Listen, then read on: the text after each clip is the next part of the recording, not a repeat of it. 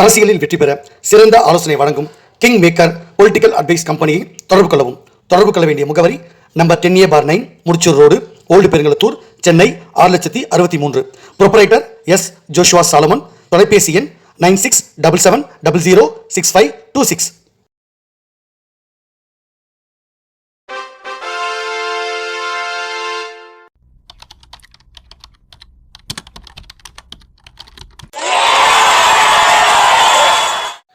உலகத்தமிழ் ரசிகர்கள் அத்தனை பேருக்கும் என்னுடைய பணிவான வணக்கம். நான் செந்தில்குமார். இந்த பதிவில் நம்ம பார்க்க போகிறது, பொதுவாக இங்கே நிறைய ஊடகங்களில் உட்காந்துக்கிட்டு நிறைய பேர் அவங்களுடைய கற்பனையான விஷயங்களை பேசுகிறாங்க. அவங்ககிட்ட எந்த அடிப்படை ஆதாரமும் கிடையாது. நடக்கின்ற சில விஷயங்களை தொலைக்காட்சி நியூஸில் வரக்கூடிய நியூஸை வச்சுக்கிட்டு இவங்களுடைய அனுமானத்தை வச்சுக்கிட்டு எடப்பாடிக்கு ஸ்கோப் இருக்கா, அப்புறம் எடப்பாடி முதலமைச்சராக வருவாரா, ஓபிஎஸ் திமுக சேர்ந்துருவாரா அப்படின்னு பல்வேறு விஷயங்களை பேசிக்கிட்டு இருக்காங்க. உங்கள் எல்லாருக்கும் தெரியும், நான் ஒரு பிஜேபி கிங் மேக்கராக பல்வேறு விஷயங்களை மோடி அவர்களுக்கு நான் தான் ஆலோசனையாக பல்வேறு கடிதங்களை கொடுப்பேன். அதன் அடிப்படையில் தான் மோடி அவர்கள் நடவடிக்கை எடுப்பார். அதை செய்து முடிக்கிறதுக்காக மரியாதைக்குரிய நம்முடைய அரசியல் சாணக்கியர் அமித்ஷா அவர்களை உள்துறை அமைச்சர் அமித்ஷா அவர்களை அனுப்பி வைப்பாங்க. அவர் சில விஷயங்கள் அதிகாரப்பூர்வமாக சொல்லுவாங்க. அதன் அடிப்படையில் நடவடிக்கைகள் எடுக்கப்படும். இதுதான் ப்ரொசீஜர். இங்கே தமிழக பாஜகவில் இருக்க யாருமே அது மாநில தலைவராக இருக்கக்கூடிய அண்ணன் நயினார் அவர்கள் கூட அதை எதுவும் செய்ய முடியாது.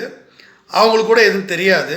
இங்கே என்ன நடக்கணும், தமிழக பாஜகவில் இங்கே நம்ம யார் கூட கூட்டணி வைக்கணும், யாரை முதலமைச்சர்னு சொல்லணும், யாரை தலைவராக கொண்டு வரணும், இப்போ தலைவர் சரியில்லைன்னா இவரை மாற்றிட்டு வேறு யாரை தலைவராக கொண்டு வரணும், எல்லா சஜஷனையும் எல்லா ஆலோசனைகளையும் பரிந்துரைகளையும் நான் கடிதமாக எழுதி அனுப்பிடுவேன். அப்படி தான் புதிய தலைவரை நான் பரிந்துரை பண்ணி மோடி அவருக்கு அனுப்பியிருக்கேன். அது வேறு யாரும் இல்லை, நம்முடைய மரியாதைக்குரிய வானதி சீனிவாசன் அவர்களை தான் நான் பரிந்துரை பண்ணியிருக்கேன். அந்த கடிதத்தை பற்றி வானதி சீனிவாசன் அவர்களுக்கே அது ஒரு காப்பி நான் அனுப்பிட்டேன். ஓகேவா? இப்போ இன்னொரு முக்கியமான விஷயம் சொல்லிடுறேன். எதற்காக வானதி சீனிவாசனை கொண்டு வரேன்னா, நமக்கு அதிமுக கூட்டணியில் எடப்பாடி நமக்கு வேண்டாம். எடப்பாடி சிஎம் கிடையாது. எடப்பாடி நம்பகத்தன்மை அற்றவர். அதனால் அவரை மாற்றிட்டு யாருமே எதிர்பார்க்காத ஒருத்தரை முதலமைச்சராக நான் முன்மொழிஞ்சிருக்கேன் எடப்பாடி அவர்கள்கிட்ட.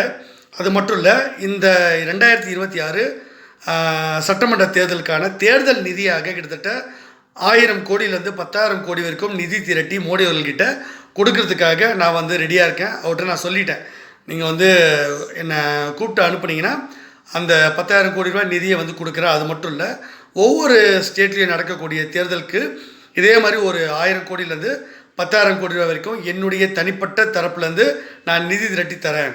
என்னுடைய செல்வாக்கு உங்களுக்கு தெரியும், நான் எப்படி நிதி திரட்டுவேன், யார்கிட்ட நிதி திரட்டுவேன் எல்லாமே மோடி அவர்களுக்கு தெரியும். ஸோ அதனால் அந்த வகையில் நான் 1000 கோடியிலேருந்து 10,000 கோடி வரைக்கும் நிதி திரட்டி தரேன். அது ரொம்ப சுலபமான விஷயம் அப்படின்றத அவங்களுக்கு கடிதத்தில் கொடுத்துருந்தேன். அது மட்டும் இல்லை, இரட்டை இலை அப்படின்னு அந்த சின்னம் இருக்குல்ல, அதை முடக்கிடுங்க. தேர்தல் ஆணையத்துக்கு நீங்கள் சொல்லிவிடுங்க, பரிந்துரை கடிதம் கொடுங்க. இங்கே பெரிய பிரச்சனையாக போயிட்டுருக்கு. எப்போ பாரு இந்த ரெட்டை இலையோட சண்டை போட்டுக்கிட்டே இருக்காங்க. அதனால் ரெட்டை இலை முதல்ல முடக்கிடுங்க அப்படின்றதும் அந்த கடிதத்தில் மோடி நான் கொடுத்துட்டேன். கூடுதலாக எடப்பாடி நமக்கு சிஎம்மாக வேண்டாம், நான் யாரை சொல்கிறேனோ அவங்கள சிஎம்மாக நியமிச்சிருங்க அப்படின்னு சொல்லிட்டேன். ஸோ ஒரு கவுண்டர் அந்த சமுதாயத்தை சார்ந்த எடப்பாடி அவரை நீக்கிறதுனால அதே கவுண்டர் சமுதாயத்தை சேர்ந்த அண்ணாமலையை நியமிக்க முடியாது. ஏன்னா அண்ணாமலைக்கு நான் வாய்ப்பு கொடுத்தேன். அண்ணாமலை அவருக்கு என்னை நேரில் சந்திக்கவே இல்லை. அதனால் அண்ணாமலை என் பேச்சை கேட்காததுனால ஏற்கனவே அவர் கொண்டு என் பேச்சை மீறி தான் நடந்தார். மறுபடியும் ஒரு வாய்ப்பு கொடுப்போம், கொஞ்சம் அடங்கி நடப்பார், நமக்கு நம்ம சொல்கிற அந்த விஷயங்களை கேட்டு நடப்பார் கட்சியுடைய நன்மைக்காக அப்படின்னு பார்த்தா அவர் சந்திக்கவே இல்லை.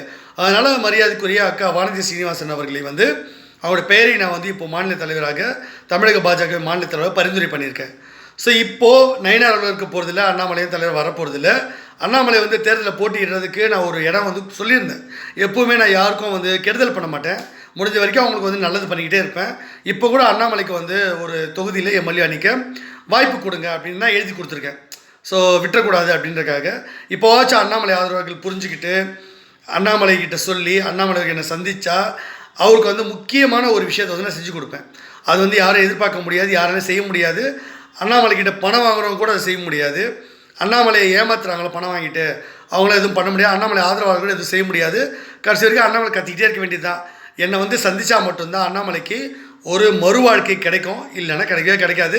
அதோட அண்ணாமலை சாப்டர் இந்த எலெக்ஷனோட முடிஞ்சு போயிடும்.